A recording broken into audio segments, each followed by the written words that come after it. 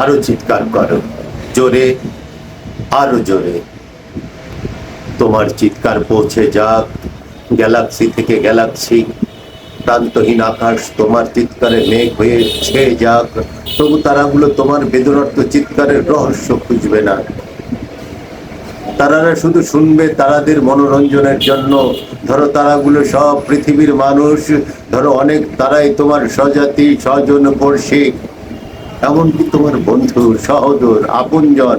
তুমি চিৎকার করো জোরে, আরো জোরে। তোমার চিৎকারের মধ্যে তারারা বিনোদন খুঁজে পায়। তোমার ক্ষুধার আর্তনাদ তারাদের কাছে বাইজির নাচ অথবা জোকারের কমেডি। তোমার অসহায়ত্ব দেখে তারারা মজা পায়। তোমার চিৎকার তারাদের আনন্দের খোরাক। ধরো তারারা তোমার স্বধর্মের লোক অথবা স্বদেশী। চিৎকার করো জোরে, আরো জোরে। তোমার চিৎকারে ভূমিকম্প হোক, নড়ে উঠুক দেবতা শোন, আরশ মহল্লা। তোমার অধিকারের চিৎকারে ফুলে উঠুক সমুদ্র। জীবনের চাওয়াগুলো সারা বছর সজোরে কাঁদুক। একটু বাঁচার জন্য তারাদের সামনে, তাতেও কোনো লাভ নেই। তুমি তারাদের চোখে মাত্র খেলার পাত্র।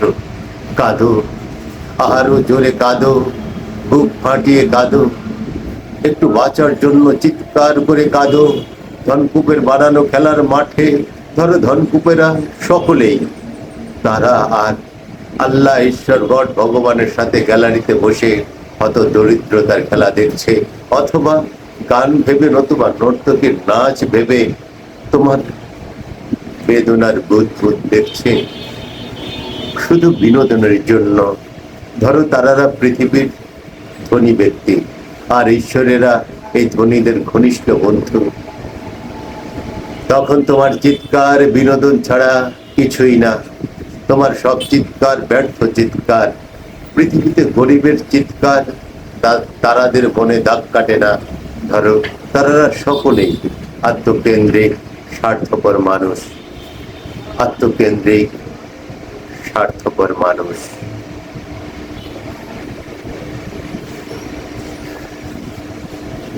কবিতাটি আমার লেখা, আশা করি যারা শুনবে তাদের ভালো লাগবে।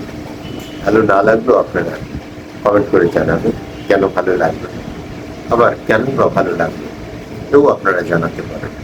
আপনাদের সকলের জন্য অনেক অনেক শুভকামনা। আপনাদের সকলের জন্য আমি সুস্থতা কামনা করি। আমি মনে করি সুস্থ জীবনই সুন্দর জীবন। আপনাদের সকলের জীবন সুন্দর হয়ে উঠবে প্রত্যাশা নিয়ে। গুলজার হোসেন, গরিব কবি।